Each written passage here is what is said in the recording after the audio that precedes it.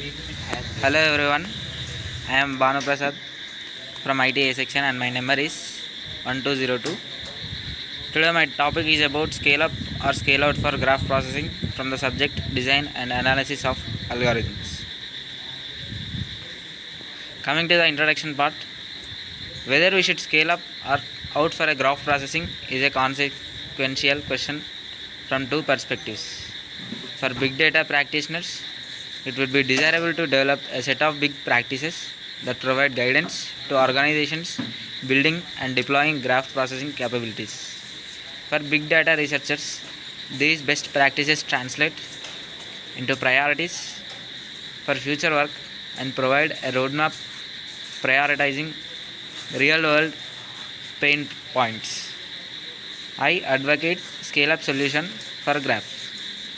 I advocate for graph processing as the first thing to try since they are much simpler to design, implement, deploy and maintain.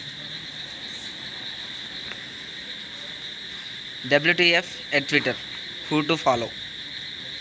Previous readers of this column knows that my opinions are strongly colored by my in the trench experiences working full time at Twitter from 2010 to 2012 and subsequent part time involvement until around 2015 on building infrastructure to support data science and platform to power product. For graph processing, Twitter has always been an advocate of scale up approaches, starting with its first graph based user recommendation project called WTF, Who to Follow.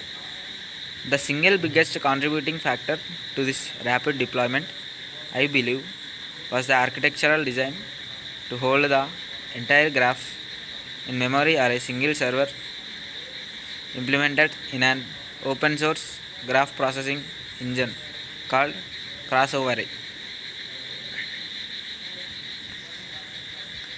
Imitation as a flattery.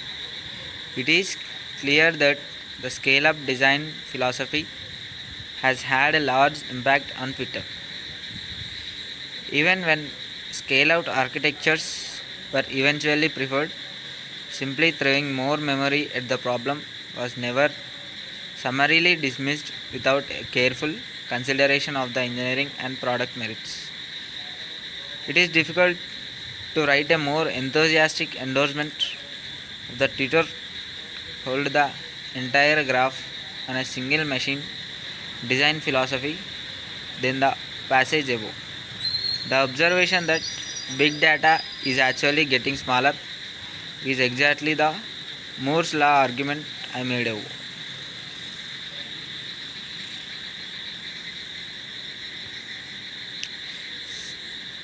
What the survey says about scale up or scale out for graph processing. The survey targeted researchers both in industry and academia as well as user of a wide range of graph processing systems, broadly defined graph databases, RDF engines, distributed graph processing frameworks, query languages, graph libraries, and visualization toolkits, and more. In total, 89 users responded to the survey. Scalability is unequivocally the most pressing challenge faced by the surveyor participants. The ability to process very large graphs efficiently appears to be the biggest limitation of existing softwares. After scalability, participants indicated visualization as their second most pressing challenge. But what cost? It's that many scale out distributed graph processing frameworks are just terrible in terms of performance. Published work on big data system has fetished scalability as the most important feature of distributed data processing platform. To answer this question, the researcher examined two graphs that are commonly used in many evaluations of graph processing frameworks, one with 1.5 billion edges and the other with 3.7 billion edges. and considered two simple tasks: page rank and label propagation. McSherry reported some surprisingly results. One key finding was that none of the evaluated distributed graph processing frameworks running on 128 core cores consistently beats a single thread implementation. Conclusion: I propose two explanations. First, I believe that the fundamental level humans have difficulty reasoning about exponential growth and a baseline characterized by exponential growth.